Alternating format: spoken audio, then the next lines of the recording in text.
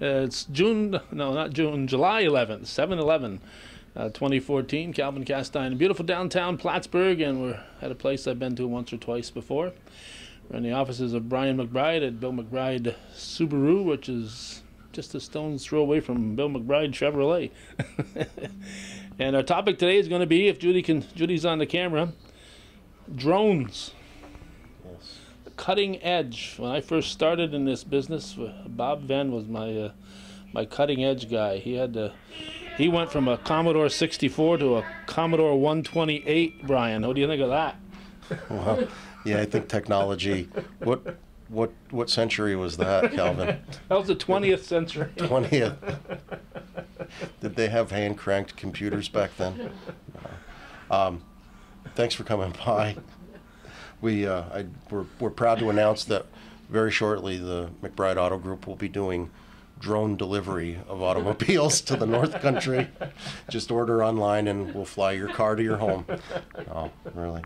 It's just a little side hobby. I'm a technology junkie, and I was online and started to look around, and the technology for remotely piloted quadricopters and helicopters and airplanes has really taken some enormous jumps forward, and it kind of caught my eye. So I said, "What the heck? Let me do something to take my time up other than the car business." So. Everybody's got to have a hobby, Brian. Well, I know. So, but these are really neat. Okay, and drone, of course, I hope everybody watching knows what a drone is. We think about them for, a missile, missiles shooting at people in war zones and stuff, but these are unmanned flying objects, and Amazon has said that they're going to be delivering packages in the future with these. I can't see that happening, but there's a lot of things I can see happening that are happening every day. Yeah, these are a lot less sophisticated than what the military uses, and a lot safer. They're not weaponized, right? No, absolutely not. Absolutely not. The thing right now is that I think the technology has jumped for these remotely piloted craft. The price has dropped, the technology's increased, but I think there's still some social and some legal and ethical considerations that have to be taken into consideration. But basically, anybody for around between the $500 and $1,500 price point can purchase one of these setups, have it, and they're pretty much ready to fly right out of the box. You have the quadricopter. This has a quadricopter because it has 4 blades. They have 6-blade, 8-blade units. Can you see the blades, Judy? The blades are plastic. They fly on battery power. Batteries are generally good for about 25 minutes of flying. This particular model has a video camera and a still camera to take some photographs from the air, and then it's controlled with a handheld controller that stays in radio communication with the unit, so you can fly it around and control the craft.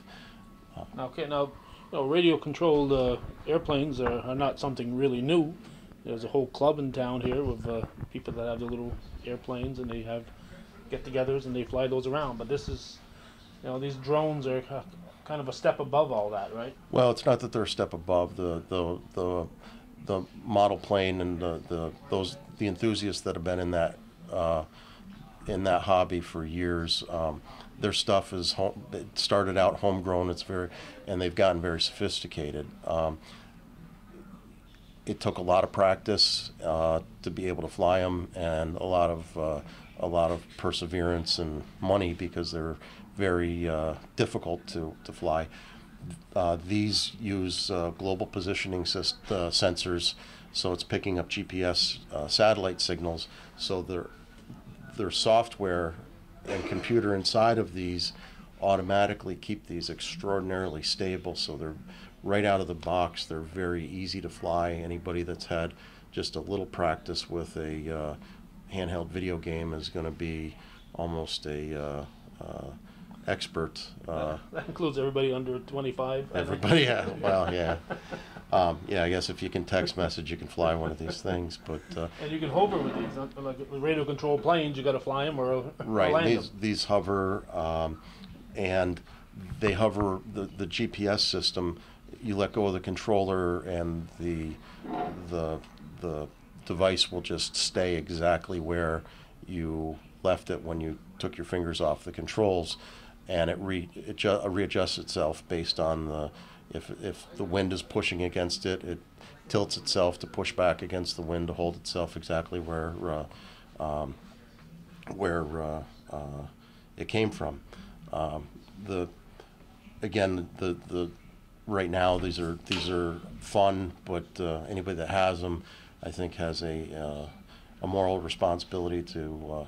Right now, the rules are, it's kind of the Wild West, and the rules are not developed yet on what you can and can't do with them. The FAA is working hard to come up with guidelines right now. You shouldn't fly these over 200 feet in altitude, although these can go up to 3,000 feet. You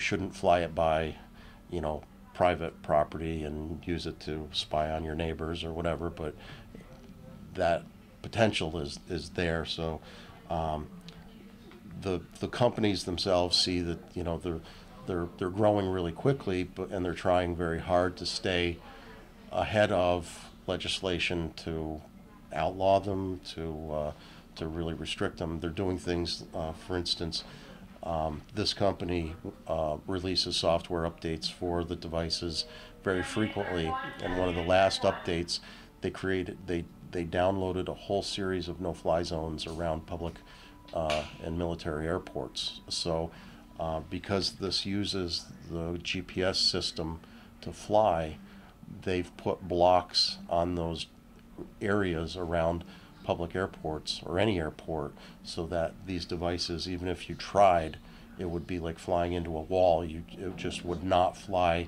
into that restricted area based off of what's the safe zone around an airport. And I'm sure that these companies are going to be adding additional zones of no-fly zones for the consumer or the prosumer.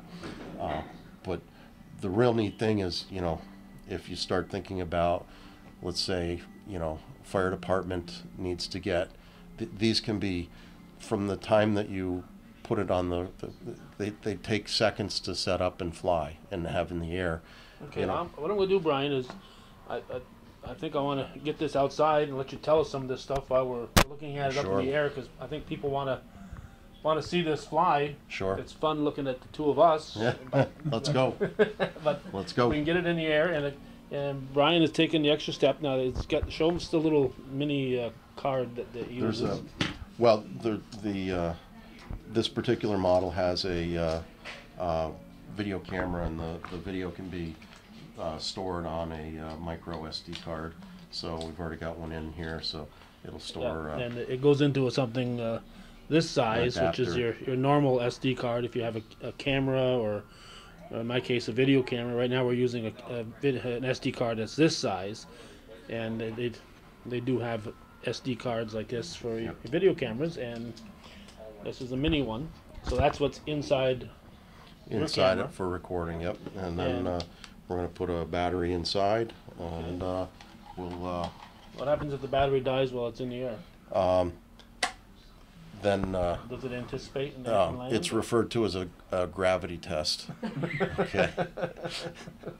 And I think the other factor that comes into play is sudden deceleration trauma. So you don't want to be flying over. No. You want to be very careful. And it reports back at what's left in battery life. So it's So Brian is taking this a step further, and he's put his, whoops, I'm gonna Right. hit the button as I'm gonna take off. This model allows you to connect your iPhone Yeah. to or Android phone to the device, so you can see live video from the camera, so you can fly from a first-person perspective. And which is a lot handier, I would think. right, when these go up and at a couple hundred feet, it's hard to tell the orientation of it. So when it gets turned around, back is front and front is back. So it can get a little bit confusing, and that helps eliminate that substantially. Plus, it's pretty neat to be able to see what things look like from a couple hundred feet in the air. You never got to wait till you get back and stick it in your computer to Yes. see what you saw. Yep. You can see what you saw already. Yes.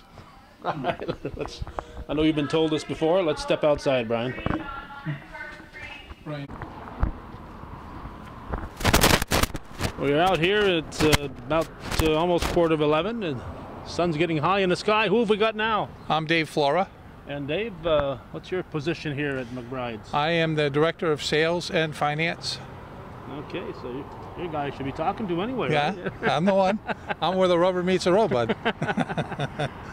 You from the area? Or No, I've been here about a year now, a little over a year. I'm from the Connecticut, Rhode Island area.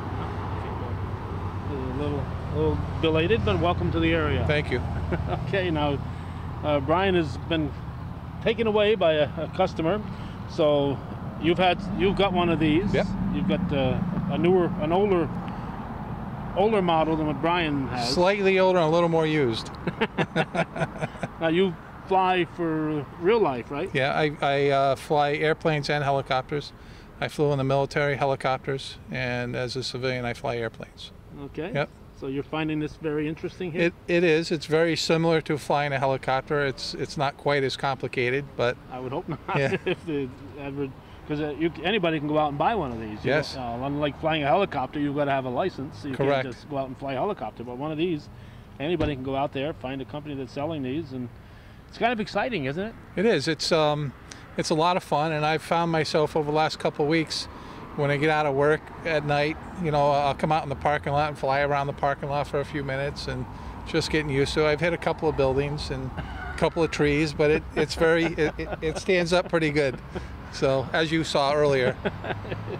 Yeah, if you have a hole in your roof because of a drone, it's probably this fella right here. Yeah. Well, I hit the building next door, and it didn't do any damage to the building.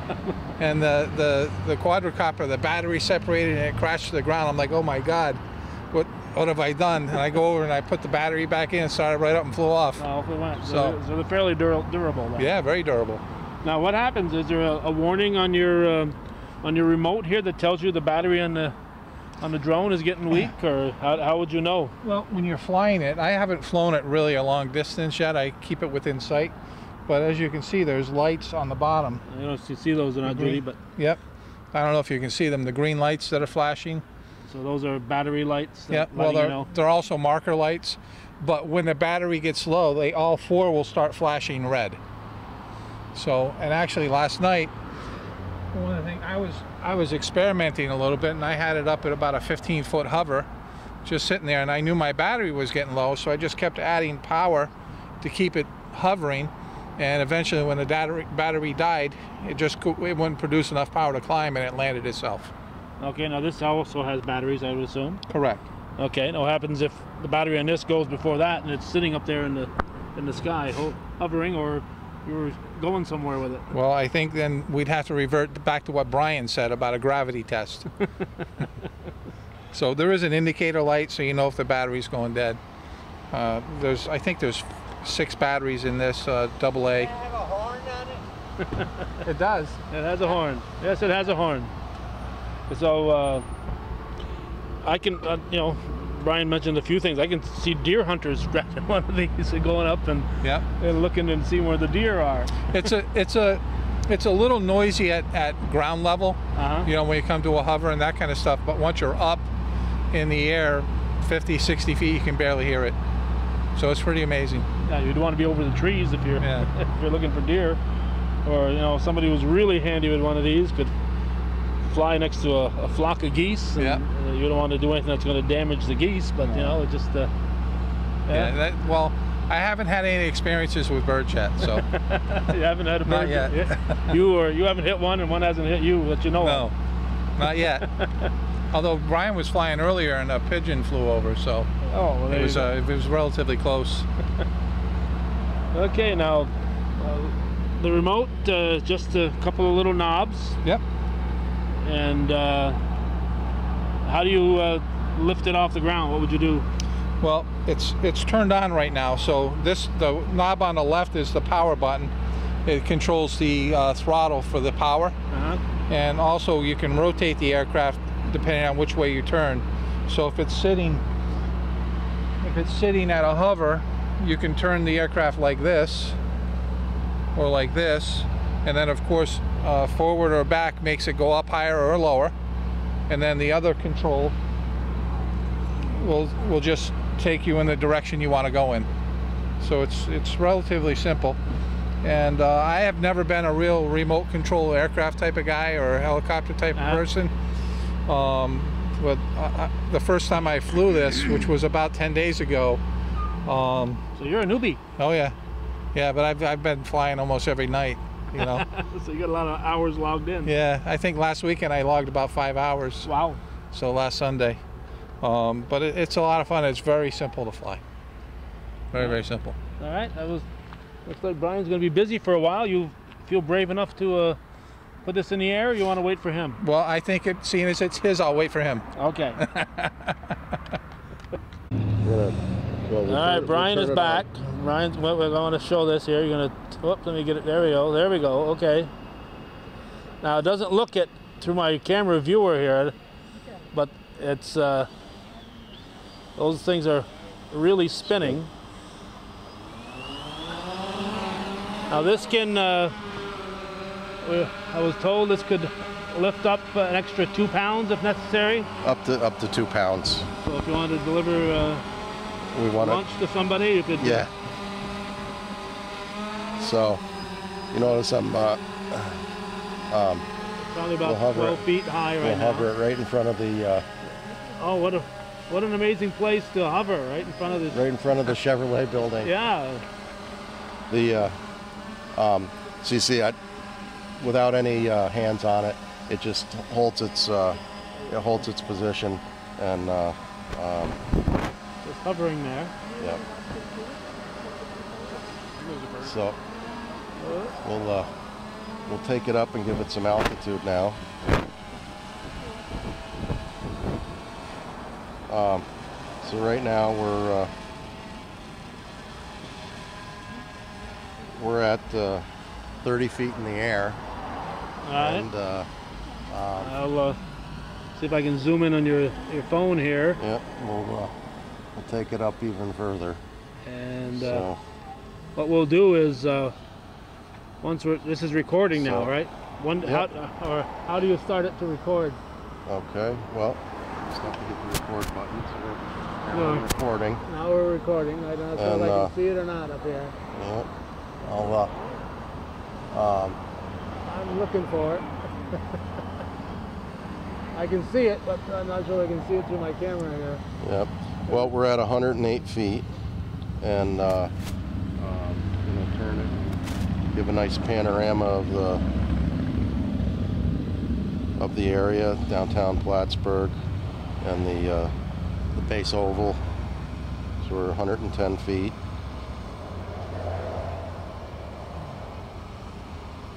The sky is blue, so I have nothing to reference Against it? Yeah. Okay. Well, we're getting some good video from the Okay, camera. I'm going to bring my camera down here. Okay. Alright. I got a speck on my camera lens. That doesn't work out good. Let's see. We're going to bring it down. Bring it down here. Let me try to follow it up, if you could. I'll enlist Judy to hold my microphone for me, so it'll move up my flexibility of my hands here. Judy, if you could. All right, now I'm going to back off. Yep. It's hovering over the. Yep. And if we wave at the, There we go. we're in Wave shade. we're in the shadow of the Chevrolet sign right now. So now we're gonna. There it is. You got it. Yeah, I got it. Don't go fast. All right. I found it. Bear with us here, All right. folks. I'm taking its picture while it's taking my picture. Okay. All right. So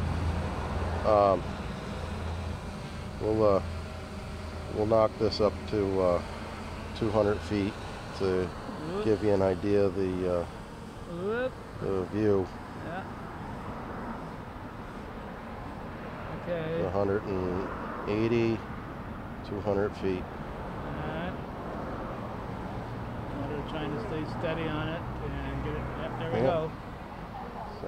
So that's at about 200 feet right there. that's yep. That's So when we go back inside, we'll see what that looked like. Looks absolutely beautiful on the camera. yeah. Okay. Got a great shot of the So it's oval. getting a panoramic view. I know looking at an earlier shots you took, well, I believe it was maybe as recent as yesterday. We saw the former air base over that way, and the museums, and the stone barracks, and the wonderful traffic circle. You've got just a little ways up the road. And, so what I asked you to do today here, Brian, I was first introduced to Brian several years ago by a friend of ours, the late Rick Knowles. And for those of you who watch Hometown Cable on the internet, it's because of Brian's expertise and Brian's love for the technology that we were able to do that. So when Brian told me he had a new toy, and I know he's got a new place besides the Chevy and the Subaru dealerships, which are side by side. And I see some used cars in the lot here, but you've also got a used car dealership. Now, what number Route 9 are we at right now? Oh, there's an airplane going by. Yeah. I don't think we'll get it on. But there were several thousand I feet think apart. that one's at 35,000 and ours is at 35 feet. So there's no. Several thousand feet apart. No danger of a collision. So what's the address right here? This Route is 9. This is 5101 U.S. Avenue, and our new facility, our new used car dealership is just down the street at 4667 Route 9, which was the former Guerin's Toyota building. So even though they're both Route 9, this uses a U.S. Avenue address. Correct. Because we're. All right. Anyway, just saw a seagull go by. And we're hovering again, or hovering. I'm not sure if I prefer hovering or hovering. But do you have a preference? It's actually hovering. It's actually hovering, okay. When I say hovering, I'm wrong.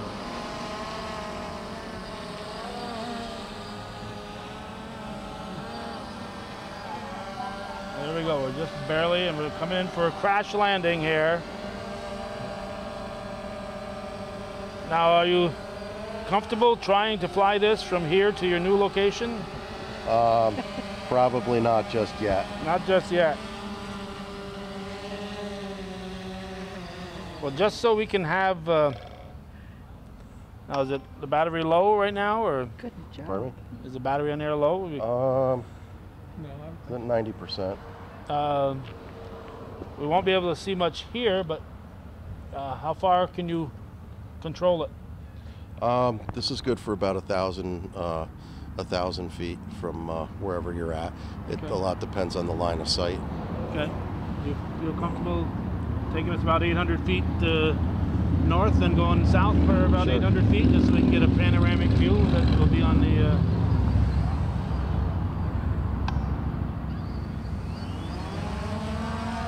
Whoa. Like he's in a hurry. Wow. Look out, bird! Did you see? It sounds like a a big nest of Bees, bees or angry something. Yeah. Okay, Brian's gonna fly it. Hopefully to the south a little bit. Yeah. And then fly it north, or no, actually north, then south, or east-west, whatever he decides. There you go. And it's off. It's off and going. So when we go inside, we'll be able to see what all this looks like.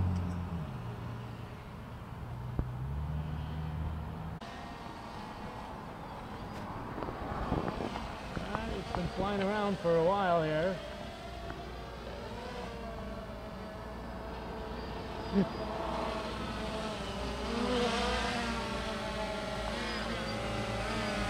Sounds like those bees are about to land here.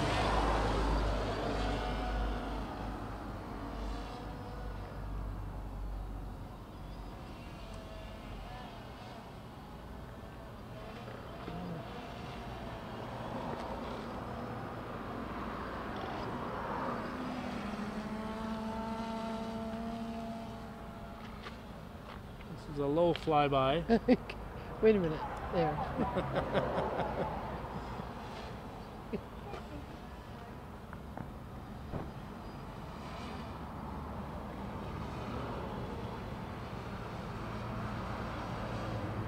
Alright. Bring her in. I want to see your confidence.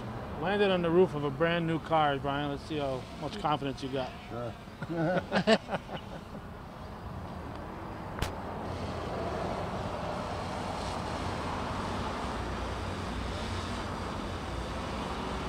There we go.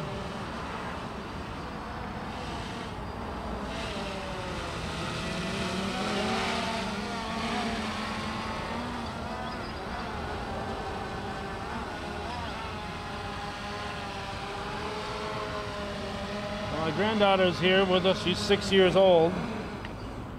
By the time she's 25, I'm sure these will be. Everybody will have one of these in their. Either that or they'll be banned. They'll be banned completely. Well, let's hope not. But obviously, the company that's manufacturing these is trying to stay ahead of the curve and police themselves, so Yeah. it won't be necessary to come up with a whole lot of common sense rules that need to be Yeah. done. We'll go grab the. Go ahead, hang on. We have stepped inside, and Brian is going through the button pushing to get it up on screen, and we're going to be able to see what the camera saw. As I get the tripod lined up with Brian's monitor.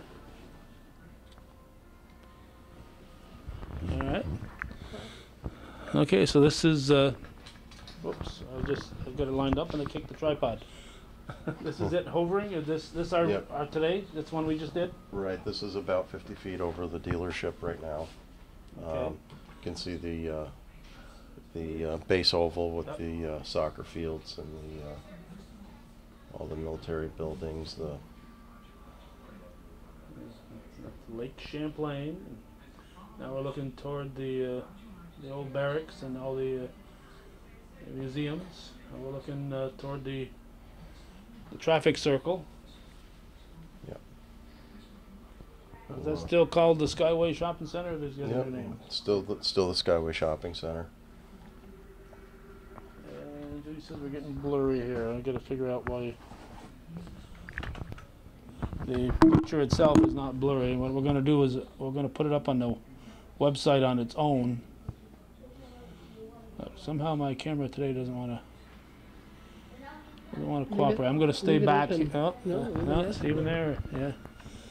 But we'll get what we get here. But most of it's coming in clear enough. But the actual video is crystal clear, and we will show that down in itself without any narration.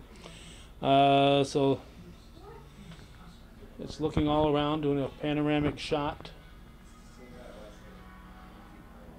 And there again is City Marina. in the distance. This is when it was right over the top of the dealership. This is probably 30. Looking straight down. Yeah, 30 feet. 30 feet in the air. You can maneuver the lens on the Yeah. on the camera. The camera is completely controllable from the handheld. So it's not only controlling the drone, you're also controlling the camera separately. And there we are.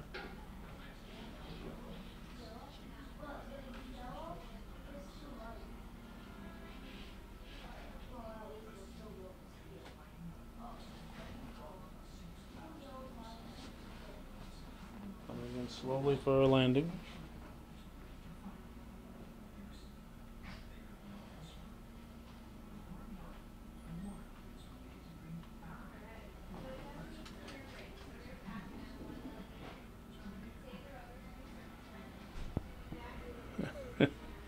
You can't get any more ground level than that. There's the ground. And then there's the last takeoff. Oops. There we go.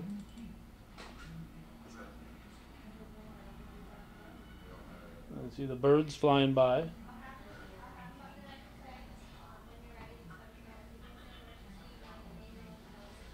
So this is literally a bird's eye view here of In the south end of the city. yeah. Like I said, we'll be doing drone delivery of automobiles within the next 6 months. Well, let's see. 2 pounds each. You may need. We'll have to get thousand of a these. few more. Yeah, a few more.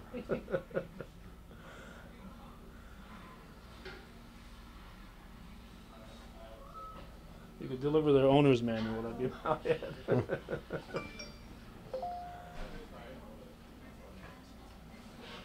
Okay, it's now flying.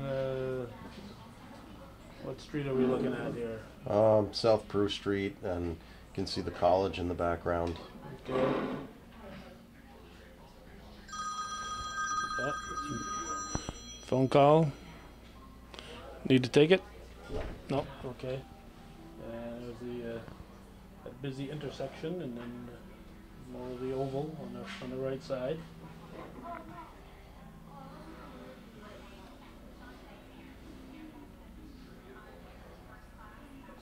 And the drone is very, very steady. There's a slight breeze today, but it's very, very steady. Yeah. Between the GPS system and the gimbal, which is the device that holds the camera that stabilizes the video very well.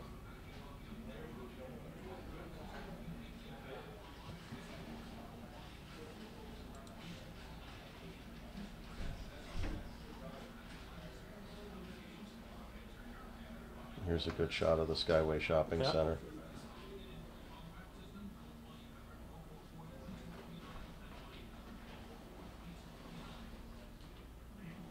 I'm looking back toward the dealerships Yeah. and then the oval. You can see we're standing right down around here. Yeah.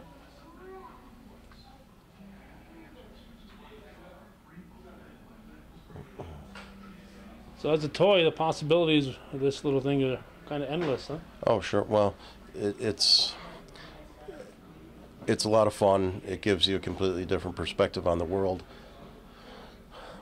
The commercial implications are really pretty neat. I mean, if you were, because these can go in the air immediately, if you're a fire department arriving on scene and you need to get a lay of the land quickly, you know, these can just as easily have a thermal camera on them as they can a regular video camera, and you'd be able to see the extent of the fire. Or search and rescue.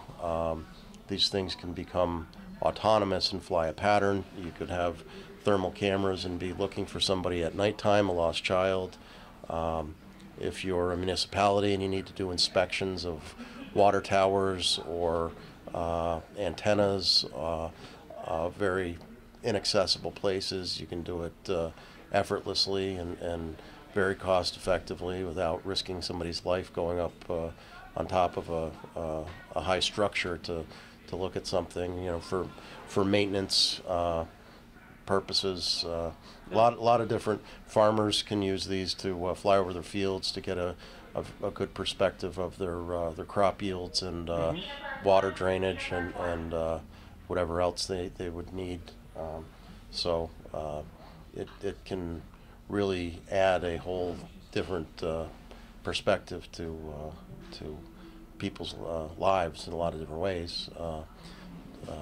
I'm all about respecting people's privacy and you know, using these in an ethical way. And I'd ask anybody that decides to want to venture into this to also do the same thing. Yes, whatever, no matter what technology it is, it can always be used for purposes that aren't necessarily above board. And, Sure. but you know, and you talk about fire departments. You know, $1,500 is certainly within the budget of a great many fire departments. So Oh, sure. It's not a big line item to. Right. Or, you know, larger commercial versions can carry, you know, up to 40 or 50 pounds. You know, if there's an ice rescue, a rescue line could be brought out to a person within seconds, Yeah. and without risking the lives of anybody, any of the fire department. Or if there's a cliff rescue for somebody in the Adirondacks that's gotten into a precarious position, you know, a rescue line could be brought in, or a number of different things could happen. It's just amazing. As I said at the outset, when I first started doing this back in the early '80s, we were just going beyond the Commodore 64 and the Commodore 128 era. Yeah. And you know, computers were getting more and more into it. Bob Venn was one of the first ones in town to have a camcorder as a private individual. Fortunately, I didn't ask him for advice when I bought the first camcorder because he had a Beta. So if I'd asked him, all my VHS tapes would. He'd be in a tough spot. Yeah. That's right. It's tough enough now with thousands more to transfer to get them done, but at least there's still VHS equipment out there. So Brian, you know, it's amazing. I appreciate you taking time off. You got a busy place here, and you're out straight just about every day. So I appreciate you taking time. Oh, absolutely. To show us this. Like I said, it's a little side hobby of mine, and kind of interesting, and glad to give you perspective and insight into it. But my pleasure, Cal. Yeah, Thank yeah. you. I look at this and I look back, thinking back a show that Bob Venn and I did in the mid-'90s about the internet and emails and all this stuff in this brave new world. And now that video is so dated, it's amazing. And sometime in the future, wondering about the future of drones is going to be outdated too, Brian. But for right now, it's exciting. Pretty soon. Yeah. Yeah. Thanks, Calvin, very much. All right, we've been talking with Brian McBride, and we've been at the McBride Enterprises here. We're in the Subaru dealership right now, across from the Chevy dealership. But we appreciate Brian taking time from his busy day to show us around, and thanks for watching.